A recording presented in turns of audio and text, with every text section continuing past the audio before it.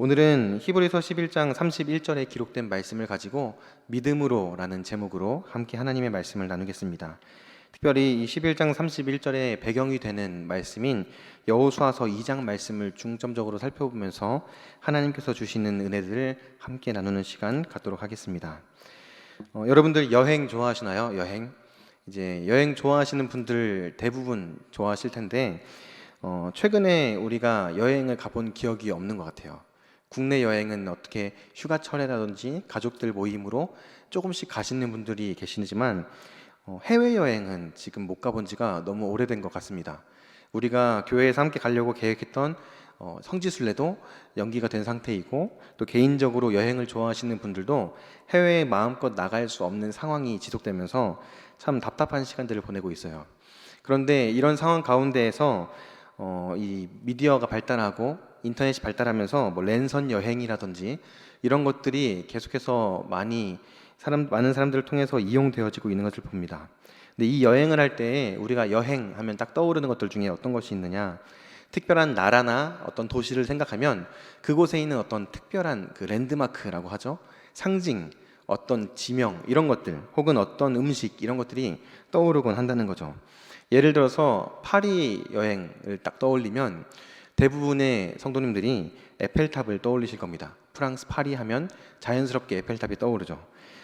이집트 여행 가보신 분 많지는 않으실 텐데 이집트를 딱 떠올리면 어떤 게 떠오르시죠? 피라미드, 스핑크스 이런 게 떠오르시죠.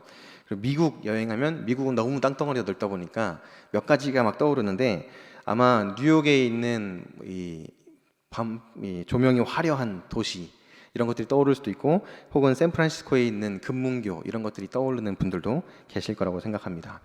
해외여행뿐만이 아니라 국내 여행을 생각할 때에도 떠오르는 것들이 있어요. 제 고향인 전주 하면 뭐가 떠오르세요? 네? 전주 하면 몇 가지가 떠올라요. 크게 두 가지가 있습니다. 하나는 비빔밥, 그리고 두 번째는 한옥마을.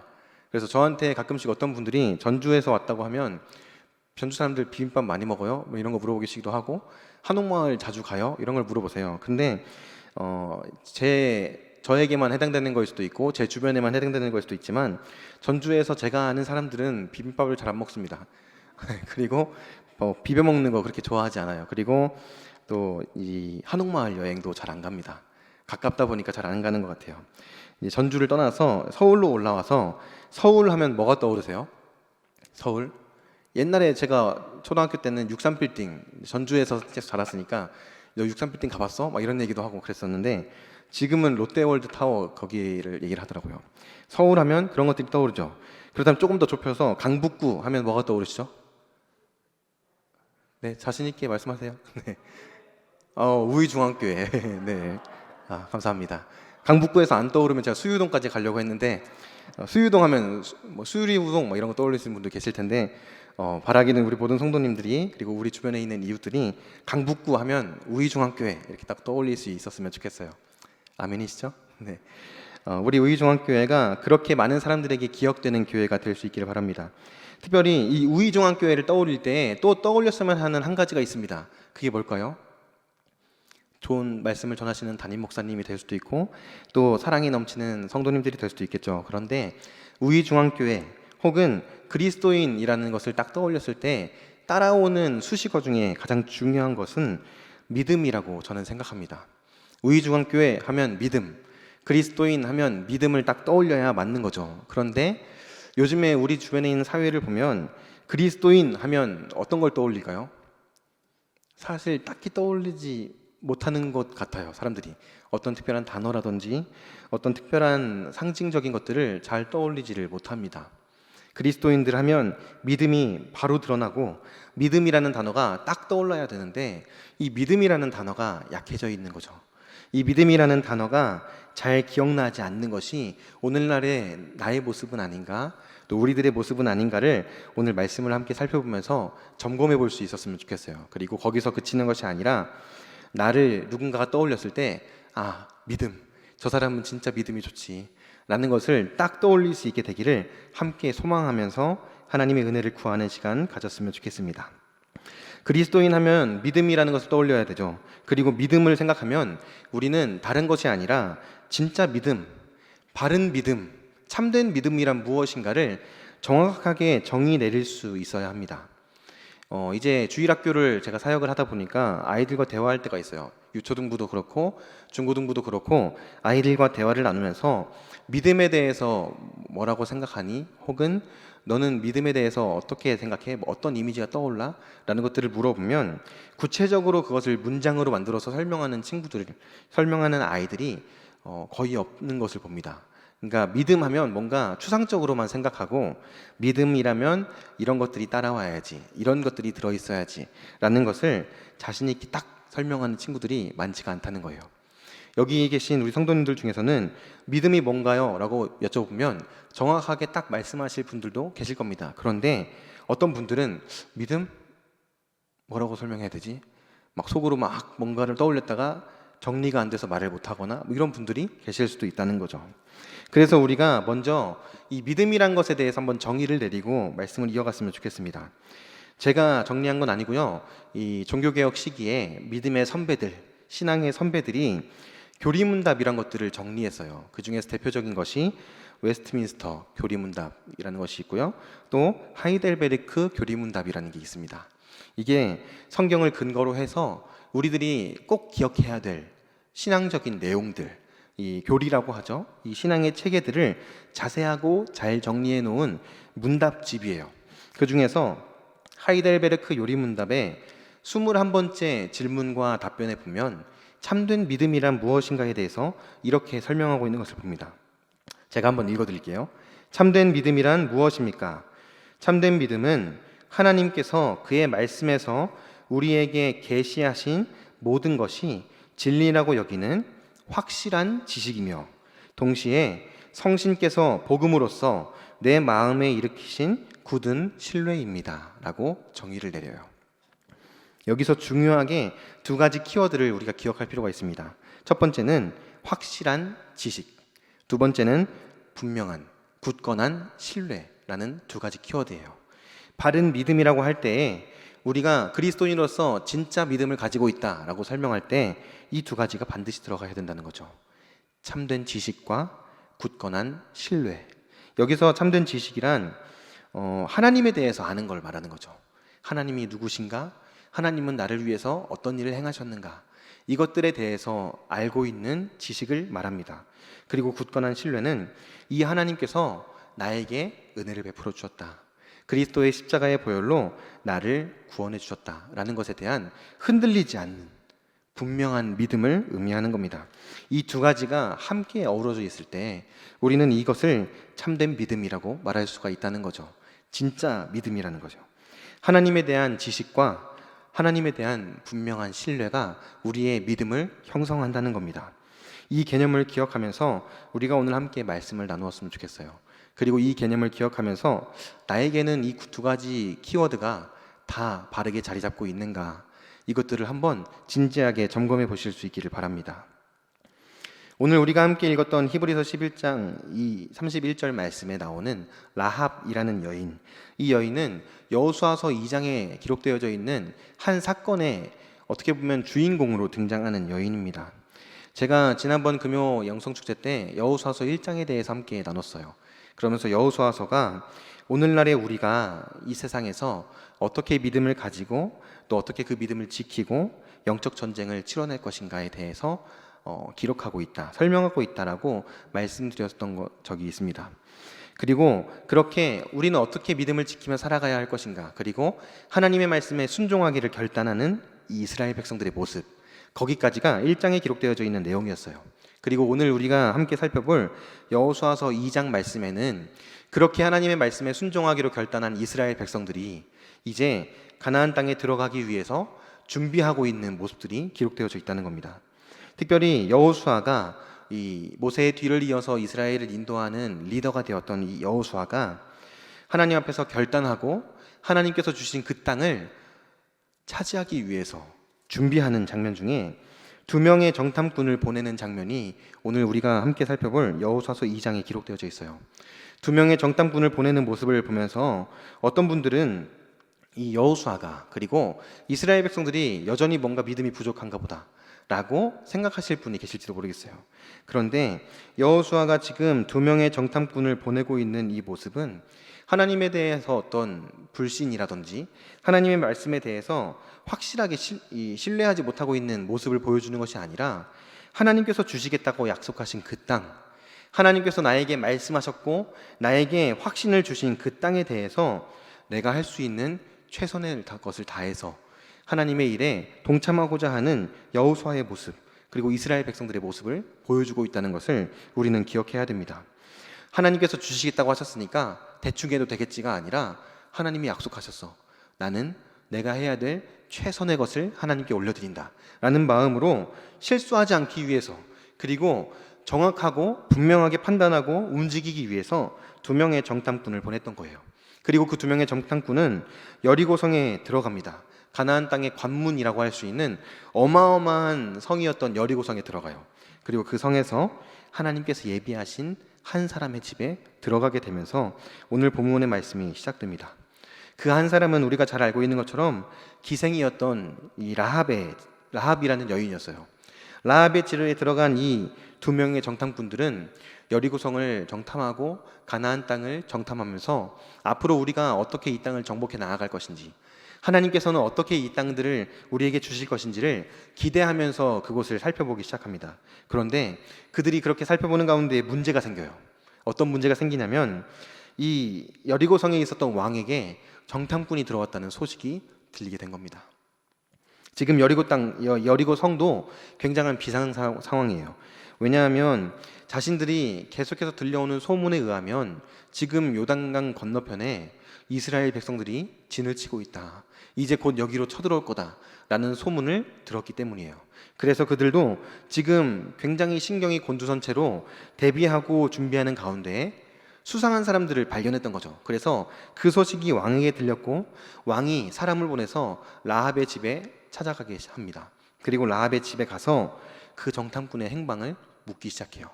그리고 여기에서 이 기생이었던 라합, 이방 여인이었던 라합이 이해가 되지 않는 행동을 보여주고 있는 것이 여호수아서 2장에 기록되어져 있는 라합의 이야기죠. 라합이 어떻게 했습니까? 우리가 잘 알고 있는 것처럼 이 정탐꾼들을 숨겨주고, 그리고 정탐꾼들을 찾고 있는 그 사람들을 속여서 다른 곳으로 헛걸음을 하게 만들죠. 그리고 이 정탐꾼들을 무사히 돌아갈 수 있도록 도와주는 역할까지 라합이라는 여인이 했던 것을 우리는 기억하고 있습니다. 이 모습을 통해서 우리가 오늘 하나님께서 주시고자 하시는 메시지를 함께 살펴봤으면 좋겠어요. 그것이 무엇인가? 이 라합이라는 여인의 믿음이에요. 이방 여인이었던 라합이 가지고 있는 믿음, 그 믿음은 도대체 어떤 믿음인가? 이 라합이라는 여인이 가지고 있는 믿음은 대단한 믿음이었습니다. 이 히브리서 11장에 기록되어져 있는 사람들을 보면 굉장히 대단한 사람들이 많이 나와요. 우리가 잘 알고 있었던 아브라함, 모세, 이런 사람들이 믿음으로 하나님께 인정받고 하나님께 칭찬받으면서 기록되어져 있는 성경이 히브리서 11장이죠. 그래서 우리는 히브리서 11장을 믿음장이라고도 말합니다.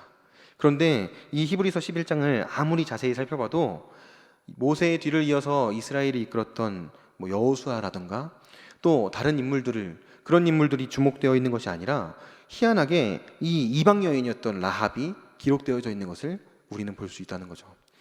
라합의 이름이 히브리서 11장에 기록되어져 있습니다. 성경에 나와 있는 수많은 사람들 중에 믿음으로 인정받는 사람들이 기록되어져 있는 이 히브리서 11장 믿음장에 이방 여인이었고 기생이었던 라합이 기록되어져 있다는 거예요. 그것은 무엇을 말하는 것인가?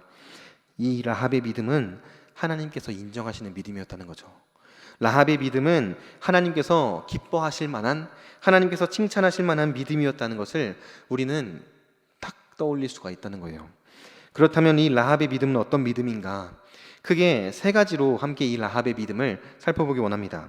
첫 번째로 라합이 가지고 있었던 믿음은요, 하나님의 누구신지, 그리고 하나님이 어떤 분이신지 알고 있는 바른 믿음이었습니다. 이방 여인이었던 라합이 어떻게 하나님에 대해서 알고 있었는가 의문을 품을 수 있겠죠. 말씀에 보면 라합은 하나님에 대한 이야기를, 그리고 이스라엘 백성들에 대한 이야기를 들었습니다. 그리고 그 소식을 들었던 다른 여리고에 있었던 사람들은 그냥 두려워하면서 어떻게 하면 우리가 대비할까? 어떻게 하면 우리가 지금 나의 삶의 터전을 유지할까? 이런 것들을 고민할 때 라합은 그 이스라엘 백성들을 이끄신 하나님, 이스라엘 백성들에게 놀라운 일을 행하신 하나님을 주목해서 바라보았던 거예요. 그래서 그 하나님에 대해서 라합은 이렇게 고백합니다. 우리가 함께 말씀을 좀 읽어봤으면 좋겠는데요. 여호수아서 2장 말씀 한번 펼쳐보시겠습니다. 여호수아서 2장 말씀 함께 펼쳐볼게요. 여호수아서 2장 9절부터 11절까지 세 절 말씀을 함께 읽어보겠습니다. 여호수아서 2장 9절부터 11절까지의 말씀을 함께 읽어보도록 하겠습니다. 9절부터 읽겠습니다. 말하되 여호와께서 이 땅을 너희에게 주신 줄을 내가 아노라.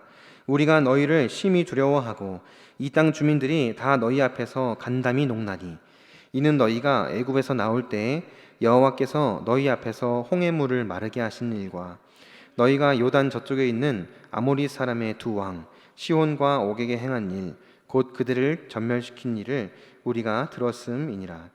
우리가 듣자 곧 마음이 녹았고 너희로 말미암아 사람이 정신을 잃었나니 너희의 하나님 여호와는 위로는 하늘에서도 아래로는 땅에서도 하나님이시니라. 아멘. 라합이 하나님에 대해서 이렇게 이야기합니다. 참 놀라운 것은 라합이 지금 이렇게 말해요. 야, 하나님이 이 땅을 너희들에게 주신 것을 내가 안다. 주실 것을 안다가 아니에요. 하나님께서 너희들에게 이 땅을 이미 주신 것을 내가 안다. 나도 알고 있다. 라고 믿음의 고백을 하고 있는 겁니다. 그리고 뒤에서 이렇게 말합니다. 10절과 11절 말씀에 너네들이 지금까지 하나님과 함께 겪었던 일들, 하나님께서 너희들에게 베풀어 주신 놀라운 역사들을 나도 들어서 알고 있다. 그리고 나는 그것을 믿는다. 라고 고백하는 거예요. 나에게 있어서 하나님은 이런 분이시다라고 구체적으로 설명하는 거죠. 라합에게 있어서 하나님은 전능하신 하나님이었습니다.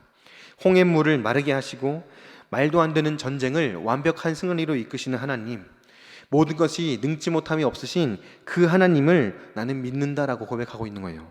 두 번째로 라합이 위로는 하늘에서도 아래로는 땅에서도 하나님은 하나님이시다. 유일하신 분이시다. 너희들이 섬기고 너희들이 믿고 너희들을 인도하시는 그 하나님은 오직 유일한 여호와이시다 라는 고백을 이방 여인이었던 라합이 자신의 입술을 벌려서 지금 고백하고 있다는 거죠.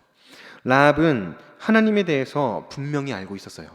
라합은 하나님이 어떤 일을 행하셨는지 그리고 앞으로 어떤 일들을 이루실 것인지를 분명하게 믿는 믿음을 가지고 있었던 겁니다. 요한복음 17장 3절에서 구원에 대해서, 믿음으로 받는 구원에 대해서 이렇게 말해요. 제가 읽어드릴게요. 영생은 곧 유일하신 참 하나님과 그가 보내신 자 예수 그리스도를 아는 것이니이다 라고 성경은 이야기합니다. 하나님을 믿는 믿음, 예수 그리스도를 믿는 믿음으로 받는 구원, 구원으로 말미암아 우리에게 주어지는 그 영원한 생명은 하나님과 예수 그리스도를 아는 것으로부터 비롯된다 라고 이야기하고 있다는 거죠. 그만큼 하나님을 아는 지식이, 예수 그리스도의 십자가의 보혈이 우리에게 어떤 의미를 가지는지를 바르게 아는 지식이 얼마나 중요한가를 우리는 기억해야만 합니다. 우리가 라합과 같이 하나님께 인정받는 믿음을 소유하기 위해서는 이 지식을 반드시 가져야 돼요. 여러분들에게 여러분들의 주변에 있는 전도 대상자가 혹은 내 가족이 믿지 않는 내 친구가 하나님이 어떤 분이야? 예수님은 어떤 분이야? 라고 묻는다면 여러분들은 어떻게 대답하시겠어요? 하나님 좋은 분이지. 하나님은 사랑이셔. 라고 말하고 그쳐버려서는 안 된다는 거죠.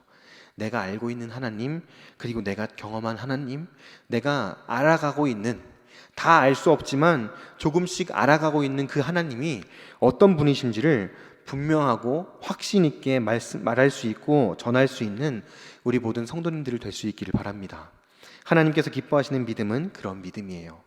나에게 누군가가 물어봤을 때, 하나님에 대해서, 복음에 대해서 물어봤을 때 그것을 자신 있게 이야기할 수 있는 믿음의 소유자들이 우리 모두가 되어야 한다는 거죠. 우리가 내가 알고 있는 그 복음을 자신 있고 확신 있게 말하지 못한다면 나는 그 지식을 온전하게 소유하고 있지 못한 거예요. 그 말은 나는 아직 하나님이 인정하실 만한 바른 믿음을 소유하고 있지 못한 것이라고 생각해 볼 수도 있다는 거죠. 우리는 모두 다 바른 믿음을 소유할 수 있게 되기를 바랍니다. 하나님이 나에게 있어서 어떤 분이신지를, 그리고 하나님이 나에게 어떤 은혜를 베풀어 주셨는지, 그런 것들을 확신 있게 말할 수 있는 여러 가지 방법들이 있겠죠. 그리고 그 지식을 쌓아갈 수 있는 몇 가지 방법들이 있습니다. 그것들을 제가 몇 가지만 좀 소개해 드리고 싶어요. 우리가 너무 잘 알고 있는 거지만 첫 번째 하나님을 알아가는 방법은 다른 것이 아니라 예배입니다. 너무 뻔한 대답이죠. 네. 그런데 이것만큼 확실한 대답이 없어요. 하나님을 예배하는 자리에서 우리는 하나님을 만나고 하나님을 알아갈 수 있다는 거죠. 다른 데에서 하나님을 알아갈 수 있는 게 아니라 그 예배의 자리에 임하시는 하나님을 경험함으로써, 인격적으로 하나님을 만남으로써 예배를 통해서 하나님을 알아갈 수 있다는 겁니다. 두 번째로는 말씀과 기도를 통해서 하나님에 대해서 알아갈 수 있어요. 말씀을 읽고 묵상하는 시간을 통해서, 기도하며 하나님과 교제하는 시간을 통해서 나의 하나님은 이런 분이시다라는 것을 정리할 수 있고 알아갈 수 있다는 사실을 기억하길 바랍니다. 마지막으로 세 번째는 공동체를 통해서 우리는 하나님을 알아갈 수 있어요. 나 혼자서 열심히 나 혼자서 공부한다고 해서 하나님을 알아갈 수 있는 게 아니에요. 물론 하나님에 대한 지식은 쌓아갈 수 있겠죠. 그런데 공동체 안에서, 교회 공동체 안에서 서로의 허물을 보고 서로의 연약함을 보고 그것을 덮어주고 품어주면서 나에게 하나님께서 어떤 은혜를 베풀어 주셨는가, 그리고 나에게 있어서, 우리 공동체에 있어서 하나님은 어떤 분이신가를 분명하고 확실하게 알아갈 수 있다는 사실을 기억할 수 있기를 바랍니다.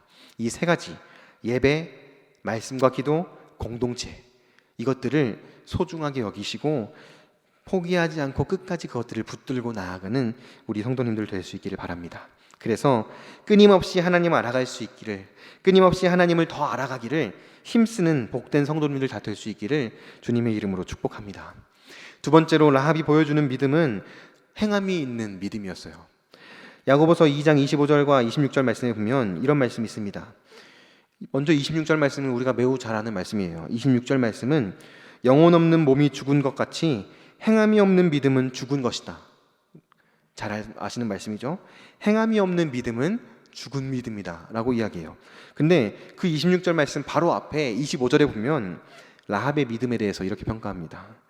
또 이와 같이 기생 라합이 사자들을 접대하여 다른 길로 나가게 할 때에 행함으로 의롭다 하심을 받은 것이 아니냐라고 이야기해요. 그리고 뒤에 이어져서 행함이 없는 믿음은 죽은 것이다 라고 이야기하는 거죠. 라합의 믿음은 지식으로만 알고 있는 믿음이 아니었다는 겁니다. 라합의 믿음은 행함이 있는 믿음이었다는 거예요. 죽은 믿음이 아니라 살아있는 믿음, 살아서 역사하시는 하나님께서 기뻐하시는 믿음이 라합의 행함이 있는 믿음이었다는 사실을 기억할 수 있기를 바랍니다. 정탐꾼을 숨겨주는, 그리고 정탐꾼들이 도망칠 수 있도록 도와주는 이 행동은 라합에게 있어서는 목숨을 건 결단이 있는 행동이었어요. 라합은 지금 어떤 상태입니까? 여리고 성 안에 있는 주민이었어요. 여리고 성을 다스리는 왕에게 있어서는 백성이었죠. 그 백성이 정탐꾼들, 스파이를 숨겨줬다, 그리고 그들이 도망칠 수 있도록 길을 열어줬다라는 것은 어떤 행위입니까? 반역이죠. 배반이죠. 그러면 죽을 수밖에 없는 것이 라합의 운명이에요. 그것을 감수하고 목숨을 걸고 하나님의 일에 뛰어들었던 것이 바로 라합의 믿음이에요. 행함이 있는 믿음, 결단이 있는 믿음, 하나님께서 기뻐하시는 믿음은 이와 같은 믿음이라는 사실이죠. 오늘날에도 하나님께서는 라합과 같이 목숨을 건 결단과 행함이 있는 믿음을 요구하고 계신다는 사실을 기억하시길 바랍니다. 우리에게 하나님께서 너 예수 그리스도의 십자가의 은혜로 구원받았어, 그 사실을 믿어? 오케이, 넌 이제 구원받았어, 축하해 라고 끝내시지 않죠. 우리에게 계속해서 마음을 주세요. 어떤 마음이죠? 복음을 전하는 그 전도에 대한 마음, 그리고 교회를 어떻게 하면 내가 더 열심히 섬길 수 있을까에 대한 헌신에 대한 마음, 다양한 마음들을 우리들에게 계속해서 심어주시는 거예요. 그런데 그 마음이 우리들에게 심겨질 때 우리는 어떻게 반응하고 있냐는 거죠. 우리는 라합과 같이 조금 나에게는 버겁고 힘겨울지 모르지만 하나님께서 나에게 명하신 것이니 내가 하고 말겠습니다, 내가 죽으면 죽겠습니다, 죽으면 죽으리다, 이 믿음으로 과감한 결단과 행함으로 하나님께서 기뻐하시는 믿음의 삶을 살아내고 있습니까? 아니면 라합과는 반대로 어쩌면 이 여리고성에 있는 다른 주민들과 같이 하나님에 대해서 들었어요.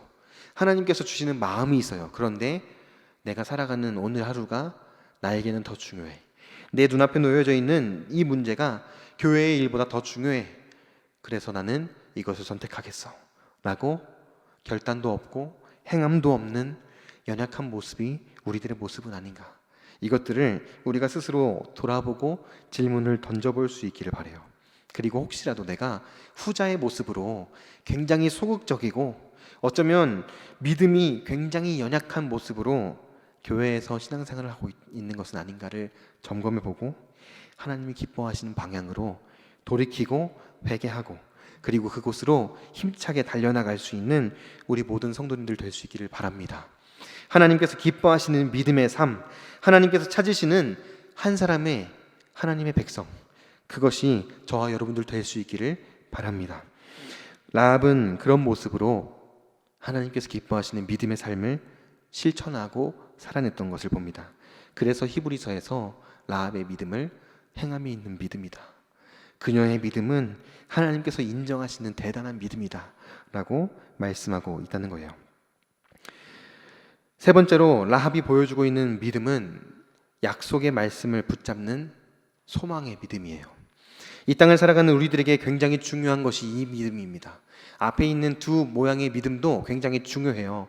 그런데 이 세 번째 믿음 또한 매우 중요합니다. 언약의 말씀, 하나님의 약속을 붙잡는 소망이 나에게 있어야 된다는 거예요. 그 소망을 붙들고 살아갈 때 우리는 끝까지 믿음을 지켜낼 수 있다는 것을 우리는 기억해야 됩니다. 정탐꾼들을 이렇게 숨겨주면서 정탐꾼들을 지붕 위에다가 이렇게 놓고 라합이 그들이 떠나기 전에 지붕에 올라가서 정탐꾼들을 만나고 그들과 이렇게 대화하는 장면이 여호수아서 2장 말씀에 기록되어져 있습니다. 그런데 대화를 하는데 라합이 표현하고 있는 것들이 있어요. 12절 말씀 보시면 그러므로 이제 청하노니 내가 너희를 선대하였은즉 너희도 내 아버지의 집을 선대하도록 여호와로 내게 맹세하고 내게 증표를 내라 라고 이야기합니다. 여기서 선대하다라는 것은 단순히 호의를 베풀었다, 선한 어떤 행동을 했다라는 것으로 생각할 것이 아니라 조금 더 깊이 있는 의미가 담겨져 있어요. 여기서 선대하다라고 할 때 선이라는 단어는 우리가 잘 알고 있는 헤세드라는 단어를 사용합니다. 이 헤세드는 하나님의 그 언약에 근거한 자비, 하나님께서 하나님의 백성들에게 베푸시는 은혜, 이런 것들을 설명할 때 사용되고 있는 단어예요. 그런데 그 단어가 여기서 사용되고 있다는 거죠. 자신이 너희들을 이렇게 하나님의 말씀을 믿는 믿음으로 도와주고 어떻게 보면 구원해 준 거죠. 구원해 주었으니 너희들도 약속해라. 여호와의 이름으로 맹세해라. 나와 내 가족들을 구원해 줄 것을. 언약을 맺자라고 지금 이야기하는 거예요. 약속을 맺자, 증표를 달라라고 구체적으로 요구하고 있는 것이 라합의 모습입니다. 그리고 여호수아서 2장 21절 말씀에 보면 그 언약의 증표로 아주 특별한 것을 주는 것을 볼 수가 있어요. 21절 말씀에 보면 라합이 이르되 너희의 말대로 할 것이라 하고 그들을 보내어 가게 하고 붉은 줄을 창문에 매니라 라고 성경은 기록하고 있습니다. 라합이 자신이 도와준 정탐꾼들과 약속을 맺는 거죠. 라합에게 있어서 이 정탐꾼, 두 명의 정탐꾼은 이스라엘을 대표하는 사람들이었어요. 하나님의 백성을 대표하는 두 명의 사람이었습니다. 그들과 약속을 맺는 거죠. 하나님의 언약에 근거해서 우리 약속을 맺자. 그리고 그 약속의 증표로 붉은 줄을 받게 되고 그 붉은 줄을 창문에 매달아 놓습니다. 이 붉은 줄을 그들이 성을 떠나갈 때부터 매달아요. 그리고 언제까지 매답니까? 여리고 성이 무너져서 여리고 성을 이스라엘 백성들이 정복할 때까지.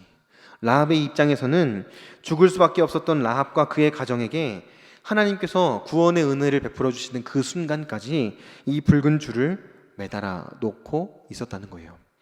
라합이 이 이스라엘 백성들이 여리고성에 올 때까지 그것이 며칠이 걸렸는지 몇 주가 걸렸는지 성경이 정확하게 그 일자를 기록하고 있지 않기 때문에 알 수는 없지만 라합에게 있어서 이 붉은 줄은 유일한 소망이었어요. 구원에 대한 소망, 하나님의 은혜를 경험할 수 있는 유일한 소망, 언약의 증표가 이 붉은 줄이었다는 거죠. 그 붉은 줄을 날마다 라합은 바라보았을 겁니다. 집에 들어올 때마다, 그리고 언제 이들이 올까? 언제 하나님께서 역사하실까를 계속해서 기다리고 생각하면서 이 붉은 줄을 계속해서 쳐다보는 거죠. 그리고 그 붉은 줄을 통해서 계속해서 떠올리는 겁니다. 하나님의 말씀을, 하나님의 언약을, 이 이스라엘 백성들과 자신이 맺은 그 약속을 계속해서 마음에 새기는 겁니다. 어쩌면 이 마음이 흔들렸을지도 몰라요. 너무 이 시간들이 하루가 되고 이틀이 되고 길어지면서 오긴 오는 걸까? 진짜 올까? 라는 의심을 품었을지도 모릅니다. 그런데 분명한 것은 라합이 흔들렸을지 모르지만 끝까지 그 말씀에 붙잡고 그 언약을 붙들고 믿음으로 그 붉은 줄을 창문에 매달아 놓았다는 사실이에요. 라합에게 있어서 이 붉은 줄은 그 어떤 것과도 바꿀 수 없는 하나님과의 약속의 증표였다는 거죠. 이 붉은 줄을 많은 주석가들은 예수 그리스도의 십자가의 보혈과 연결짓습니다. 우리들에게 있어서 이 붉은 줄이 내가 경험한 그 예수 그리스도의 십자가, 내가 바라보고 하나님의 은혜를 경험했던 그 예수 그리스도의 십자가로 우리는 생각해 볼 수 있는 거죠. 또 더 나아가서 매일매일 내가 하나님의 말씀을 떠올리는 특별한 증표, 매일매일 내가 하나님의 그 언약의 말씀, 저 영원한 하나님의 나라에 대한 소망의 말씀으로 붙들고 있는 어떤 특별한 말씀이 될 수도 있습니다. 이 붉은 줄이 여러분들에게는 어떤 것으로 다가옵니까?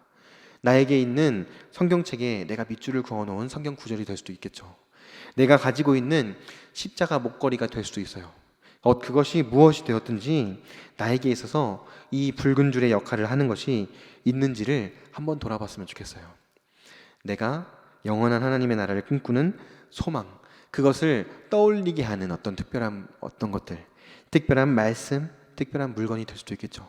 그것들이 나에게 있는가를 점검해 봐야 된다는 거예요.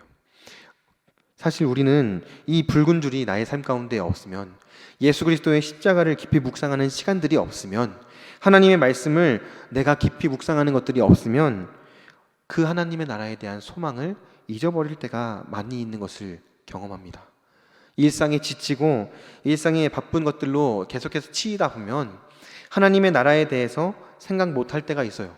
계속해서 너무 바빠서 그 하나님의 말씀을 붙들고 기도하면서 예수 그리스도의 십자가를 깊이 묵상하고 하나님 나라에 대한 소망을 품고 하나님께서 다시 오실 그날을 기대하고 바라보는 것보다 오늘 하루를 살아내는데, 몸부림치면서 오늘 하루를 잘 살아내는데 나의 시간들을 더 많이 쏟아붓고 있을 때가 있다는 거죠.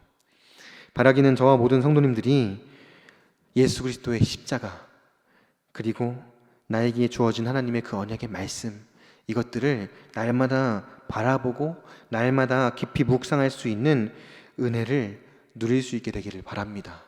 하나님의 영원한 나라를 꿈꾸고 바라보면서 소망하는 삶을 우리는 살아가야 돼요. 그런데 어느새 우리들을 돌아보면 그 영원한 하나님의 나라에 대한 소망은 온데간데 없고, 오늘 하루 열심히 살아야겠다, 이 땅에서 내가 어떻게 하면 잘 살고 성공할 수 있을까, 그것들에 나의 마음의 중심이 쏠려져 있는 것을 볼 때가 있어요. 그때 우리의 마음을 다시 돌이켜서 예수 그리스도의 십자가로, 하나님의 말씀으로 나아갈 수 있어야 된다는 거죠. 라합은 그러한 믿음을 소유하고 있었습니다. 하나님의 약속을 붙잡고 소망을 품고 하나님께서 역사하실 그때, 하나님께서 베풀어 주실 그 구원의 놀라운 역사를 매일매일 기대하는 삶을 살아갔어요. 그리고 그것을 기다렸습니다. 결국에는 그 놀라운 하나님의 역사의 때에 하나님이 베푸신 구원의 역사를 경험하게 되고, 하나님의 역사를 직접 자신의 눈으로 바라보게 되는 은혜를 경험했던 것을 우리는 보게 되는 거죠. 라합이 가지고 있었던 이 세 가지의 믿음을 저와 여러분들이 꼭 기억할 수 있기를 바랍니다.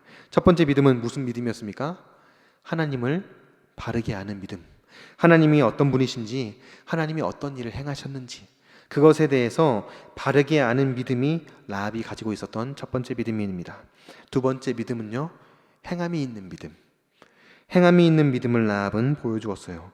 세 번째는 하나님의 그 약속을 붙드는 소망의 믿음을 가지고 있었다는 거죠.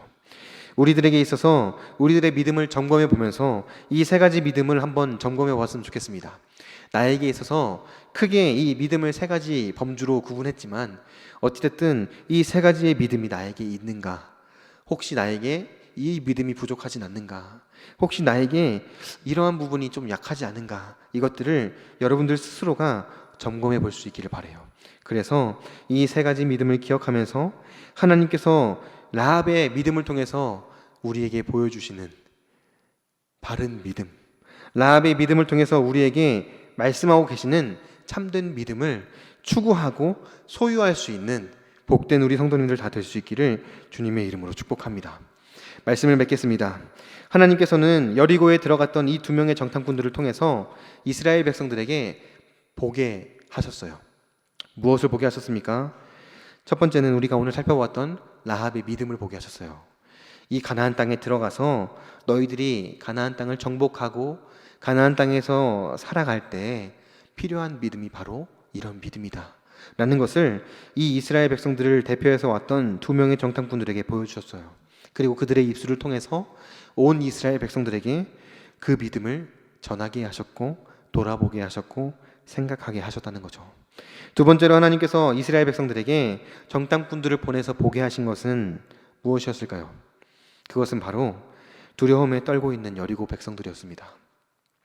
라합의 입술을 통해서 그리고 자신들이 직접 눈으로 보면서 지금 여리고에 있는 이 여리고 백성들이 가나안 땅에 있었던 그 가나안 사람들이 어떤 상태에 처해 있는지를 분명하게 보게 하신 거예요.